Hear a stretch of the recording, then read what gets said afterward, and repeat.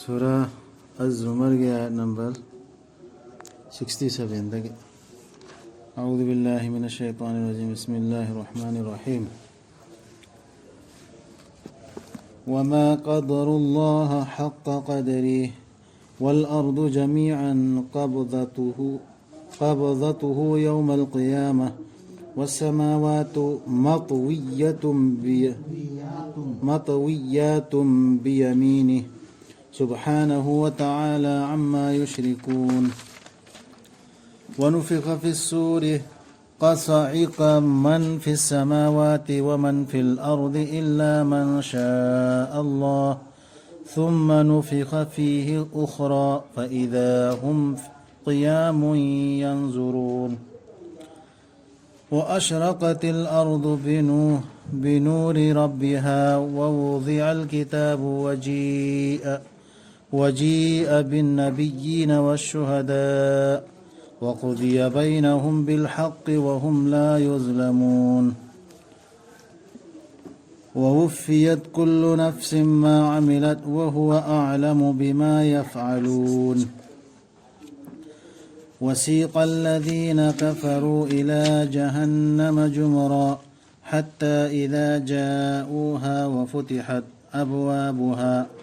وقال لهم خزنتها ألم يأتكم رسل منكم يتلون عليكم آيات ربكم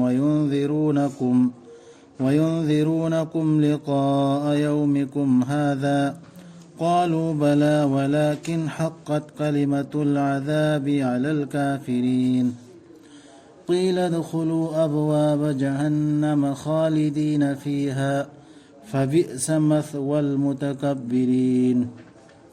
وسيق الذين اتقوا ربهم إلى الجنة زمرا حتى إذا جاءوها وفتحت أبوابها وقال لهم خزنتها سلام عليكم طبتم فادخلوها خالدين. وقالوا الحمد لله الذي صدقنا وعده وأورثنا الأرض نتبوأ من الجنة حيث نشاء فنعم أجر العاملين. وترى الملائكة حافين من حول العرش يسبحون بحمد ربهم وقضي بينهم بالحق وقيل الحمد لله رب العالمين.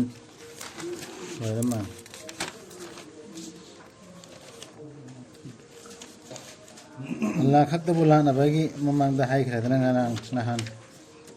مثلاً نسي مخوينا لبتي الله كي متك مانغان بو لفهم ثوك بچang يونا الله كي جواب تهم ثوك بچang الله كي مخوينا چang لبي دو الله سي نم دينا هاي نم دولي تيما ماي پانگل دي سيني نسا passion Ghani माना आइदे अल्लाह ना पृथ्वी पुंबसी मागी खुदुमदा अमुक हिंगत हमलिगदब नुमित्ता अदुगा आसमान सिंसी लैसिंदुना कोनसन गनी मागी मखुद येतना मतिक मंगालनी मागी वांखरबनी मादी मखोइना मागा लोइना हल्लिबा सिंग अदुदगी आसमान जनी से मखुद येना पायरगा पुन्ना तुचिनी ने हाइना अदु याम काली दो अदु की इज्जत भारत को होना माई मरम द खाली से मुश्किल सिंजना अदु अदु खान गया खोंगलक्कानी पेरे सिंगादु अदुगा सीदुना तागनी आसमान सिंग द लैबा अमसुंग पृथ्वी द लैबा पुमनमक अल्लाह ना सिहनबिरोय निंगबीबदु नत्तना अदुगी तुंगदा मदु खोंगलक्कानी अमुक्का अदुगा मखोय खुदक्ता लेफलक्कानी कोयेंग येंगदुना खोंगलक्कानी ना यामना हन्नरिसे खुदतेलो द हनबे वानेबा कामक्कानी काम बायबनिसे काम गने नफका यनफुको से काम शीद फ्लोमा हिदा अल्लाह ना हायरिसे सेगी चांग सिरता अल्लाह ना हायरिसे खक्ता लौगदम हरि सीदबा कना सीदोरोय द मुखंगल लातना खांगे तो सीदब सुयावने बा अल्लाह ना सीदब लेपदो ꯑꯩꯈꯣꯏꯅ ꯋꯥꯔꯤ ꯇꯥꯕꯗꯗꯤ ꯀꯨꯔꯥꯟꯁꯤꯗꯤ ꯇꯥꯔꯝꯗꯕꯅꯤꯅ ꯂꯣꯏꯅ ꯇꯨꯝꯅ ꯁꯤꯅꯤ ꯊꯋꯥꯏ ꯂꯧꯗꯕ ꯐꯔꯤꯁꯇꯥꯗꯨꯁꯨ ꯃꯈꯨꯠꯇꯣ ꯁꯨꯃꯥꯏꯅ ꯊꯤꯜꯍꯟꯒꯅꯤ ꯑꯗꯣ ꯃꯥꯁꯨ ꯁꯤꯍꯟꯒꯅꯤ ꯋꯥꯔꯤꯁꯤ ꯂꯤꯅꯩ ꯑꯗꯨ ꯋꯥꯔꯤꯅꯤ ꯃꯌꯥꯝ ꯂꯤꯔꯝꯕꯗꯣ ꯑꯗꯨꯅꯤ ꯃꯃꯥꯡꯗ ꯍꯥꯏꯈꯤꯕ ꯑꯌꯥꯠꯇꯨ ꯈꯟꯊꯒꯗꯕꯅꯤ ꯑꯜꯂꯥꯍꯒꯤ ꯂꯦꯞꯐꯝ ꯊꯣꯛꯄ ꯀꯔꯤꯗꯣ ꯂꯦꯞꯇꯦꯕ ꯑꯜꯂꯥꯍꯗꯤ ꯂꯥꯠꯂꯤꯃꯦꯟ ꯏꯖꯠ ꯇꯧꯗꯦꯕ ꯃꯥꯅ ꯍꯥꯏꯕꯗꯨꯅ ꯂꯣꯏꯒꯗꯕꯗꯨ ꯂꯣꯏꯗꯦ ꯃꯌꯥꯝ ꯌꯥꯟꯁꯤꯟꯅꯗꯅ ꯑꯃ ꯃꯥꯅ ꯁꯤ ꯇꯧꯐꯝ ꯊꯣꯛꯇꯦ ꯃꯥꯅ ꯁꯤ ꯇꯧꯗꯦ ꯁꯤꯅ ꯑꯗꯨꯅ ꯇꯧꯔꯤꯃꯤ ꯍꯥꯏꯅ ꯍꯥꯏꯕ ꯀꯥꯡꯕꯨ ꯑꯃ ꯑꯗꯨꯗꯒꯤ ꯀꯨꯔꯥꯟꯁꯤꯅ ꯍꯥꯏꯕꯗꯨꯅ ꯂꯣꯏꯗꯕ ꯀꯥꯡꯕꯨ ꯑꯃ ꯍꯥꯞꯆꯤꯟꯗ꯭ꯔꯤꯐꯥꯎ ꯊꯥꯖꯗꯕ ꯑꯃ ꯑꯗꯨꯝꯕꯗꯨꯅꯤ ꯑꯗꯨ ꯂꯣꯏꯅ ꯁꯨꯞꯀꯅꯤ ꯉꯥꯟꯒꯅꯤ ꯄ꯭ꯔꯤꯊꯤꯕꯤꯅ ꯃꯁꯤꯒꯤ ꯔꯕꯀꯤ ꯃꯉꯥꯜꯅ ꯊꯝꯒꯅꯤ ꯂꯥꯏꯔꯤꯛꯇꯨ ꯍꯥꯡꯗꯣꯛꯇꯨꯅ ꯄꯨꯊꯣꯔꯛꯀꯅꯤ ꯅꯕꯤꯁꯤꯡ ꯑꯃꯁꯨꯡ ꯁꯥꯈꯤꯁꯤꯡ ꯑꯗꯨꯒ ꯋꯥꯌꯦꯜ ꯇꯧꯕꯤꯒꯅꯤ ꯃꯈꯣꯏꯒꯤ ꯃꯔꯛꯇ ꯑꯆꯨꯝꯕꯒ ꯂꯣꯏꯅꯅ ꯑꯗꯨꯒ ꯃꯈꯣꯏꯗ ꯂꯥꯟꯅ ꯇꯧꯕꯤꯔꯣꯏ ꯂꯥꯏꯔꯤꯛ ꯍꯥꯡꯗꯧꯔꯤꯁꯤ ꯀꯔꯝꯕ ꯂꯥꯏꯔꯤꯛꯅꯣ ꯁꯤꯕ ꯀꯥꯟꯗ ꯃꯥꯏ ꯃꯉꯛꯇ ꯌꯥꯟꯁꯤꯟꯈꯤꯕꯗꯨ ꯏꯔꯒ ꯃꯉꯛꯇ ꯌꯥꯟꯈ꯭ꯔꯦꯅ ꯍꯥꯏꯕꯗꯣ ꯁꯤꯕ ꯅꯨꯃꯤꯠꯇ ꯃꯥꯏꯁꯤ ꯂꯥꯏꯔꯤꯛꯁꯤ ꯊꯨꯞꯆꯤꯟꯈ꯭ꯔꯦ ꯍꯥꯏꯕꯗꯣ ꯑꯗꯨꯒꯤ ꯂꯥꯏꯔꯤꯛꯇꯨ ꯍꯥꯡꯒꯗꯧꯔꯤꯕꯅꯤ ꯍꯧꯖꯤꯛꯀꯤ ꯅꯨꯃꯤꯠꯁꯤꯗ माय फाइल नहीं my file record book file नहीं नंदु पारो नशा नशा की तो हाँ सभी लोग ले आते हैं इसके आप मई मा अखोना हा कोना थाके तो सुमत यौरमदेन हाइदर अमत यौरमद्रेन हाँ सिला सिद करी लाई नो कोना थाके पैसा खर्चा तो मोय थाके मैम दुसु अमत इरमदब सिबो सभी तो हम तो नहीं राउंड के और कौन था कि भाई सीरम तुम तो अदुगा मपुंग फाना मना पीबीगनी थवाई खुदिमक्ता माना तौजखिबा अदुगी माना ख्वाइदगी हेना खंगबनी मखोइना तौखिबदु अल्लाहना ख्वाइदे हेन खंगेब तौखिबसिंग अदुगा थाजखिदबा सिंगदु होइगनी जहन्नमदा संगु संगु मखोइना मदु यौरबदा हांदोरकनी मदुगी थोंग सिंगदु अदुगा हाइगनी मखोइदा मदुगी थोंग संगबसिंगदुना वाचमैन सिंगदुना हाइदोरिमी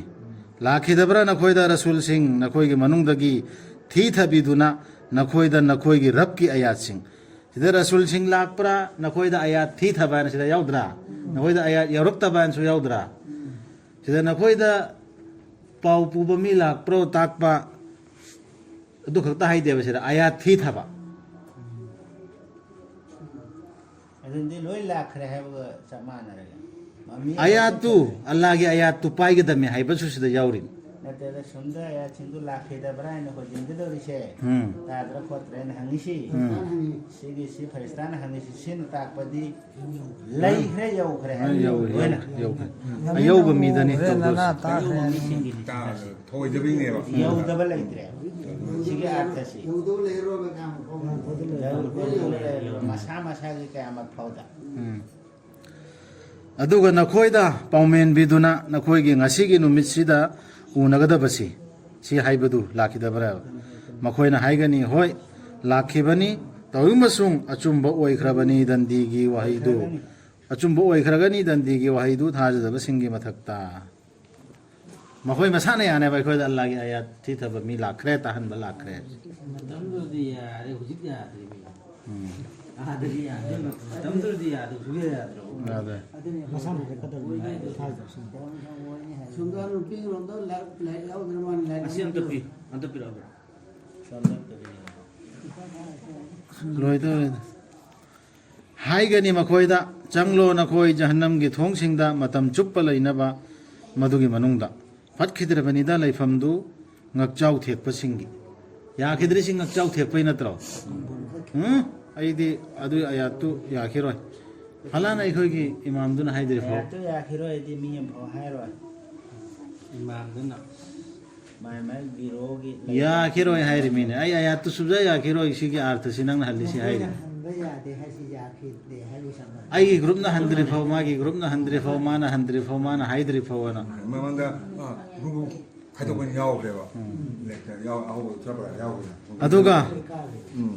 मखोइगी रप्पुकी जखिबसिंग अदुबुसु होइगनी जन्नत तमना संगु संगु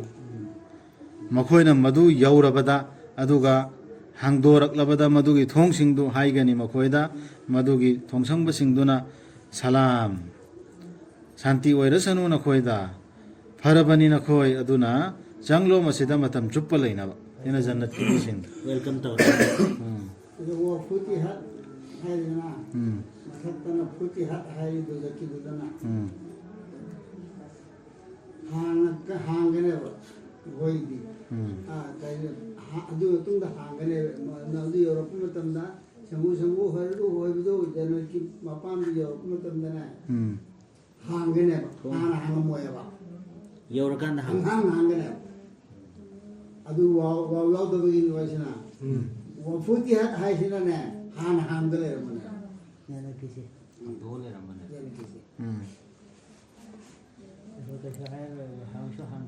ꯑꯗꯨꯒ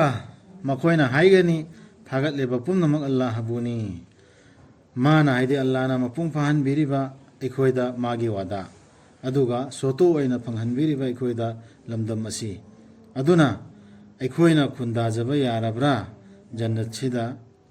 ꯑꯩꯈꯣꯏꯅ ꯅꯤꯡꯖꯕ ꯃꯐꯝꯗ ꯀꯌꯥꯗ ꯅꯤꯡꯊꯤꯖꯈ꯭ꯔꯕ ꯃꯅꯥꯅꯣ ꯑꯐꯕ ꯊꯕꯛ ꯇꯧꯖꯔꯛꯄꯁꯤꯡꯒꯤ ꯅꯪꯅ ꯎꯒꯅꯤ ꯐꯔꯤꯁꯇꯥꯁꯤꯡꯅ ꯀꯣꯏꯁꯟꯗꯨꯅ ꯂꯩꯕ ꯐꯝꯕꯥꯜꯒꯤ ꯑꯀꯣꯏꯕꯗ ꯑꯔꯁꯀꯤ ꯑꯀꯣꯏꯕꯗ ꯃꯇꯤꯛ ꯃꯉꯥꯜ ꯁꯛ ꯁꯣꯟꯗꯨꯅ ꯊꯥꯒꯠꯇꯨꯅ ꯃꯈꯣꯏꯒꯤ ꯔꯕꯄꯨ ꯇꯧꯕꯤꯒꯅꯤ ꯋꯥꯌꯦꯜ ꯃꯈꯣꯏꯒꯤ ꯃꯔꯛꯇ ꯑꯆꯨꯝꯕꯒ ꯂꯣꯏꯅꯅ ꯑꯗꯨꯒ ꯍꯥꯏꯒꯅꯤ ꯊꯥꯒꯠꯂꯤꯕ ꯄꯨꯝꯅꯃꯛ ꯑꯜꯂꯥꯍꯕꯨꯅꯤ ꯇꯥꯏꯕꯪ ꯄꯨꯝꯅꯃꯛꯀꯤ ꯔꯕ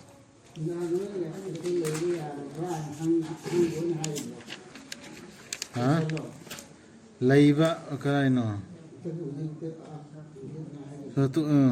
ꯑꯗꯨꯒ ꯃꯈꯣꯏꯅ ꯍꯥꯏꯒꯅꯤ ꯊꯥꯒꯠꯂꯤꯕ ꯄꯨꯝꯅꯃꯛ ꯑꯜꯂꯥꯍꯕꯨꯅꯤ ꯃꯥꯅ ꯃꯄꯨꯡ ꯐꯥꯍꯟꯕꯤꯔꯤꯕ ꯑꯩꯈꯣꯏꯗ ꯃꯥꯒꯤ ꯋꯥꯗꯥ ꯑꯗꯨꯒ ꯁꯣꯇꯣ ꯑꯣꯏꯅ ꯐꯪꯍꯟꯕꯤꯔꯤꯕ ꯑꯩꯈꯣꯏꯗ ꯂꯝꯗꯝ ꯑꯁꯤ ꯑꯗꯨꯅ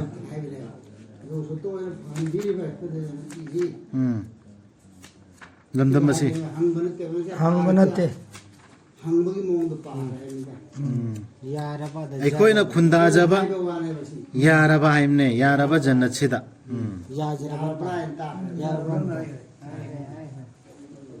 ꯌꯥꯔꯕ ꯖꯟꯅꯠꯁꯤꯗ ꯁꯤꯒꯤꯁꯤꯗ ꯀꯔꯤꯅꯣ ꯑꯥꯗꯁꯨ ꯊꯥꯖꯔꯛꯇ ꯃꯤꯁꯤꯡꯁꯤ ꯑꯥꯗꯅꯦ ꯃꯈꯣꯏꯁꯤ ꯌꯦꯠꯀꯅꯦꯕ ꯌꯦꯠꯄꯩꯇ ꯎꯗ꯭ꯔꯣ ꯑꯗꯨꯗ ꯖꯟꯅꯠꯇ ꯂꯩꯕ ꯃꯤꯁꯤꯡꯁꯤꯗꯤ आदसु येते अल्लाह ना हाइबा तौर को फैसला दो अदर अल्हम्दुलिल्लाह है सिगी सियम कुरान दा दम खिदरिया खिदरब दो आदसु या ये ने बचे नहीं ला शुक्रिया अदा तौर तो ये बा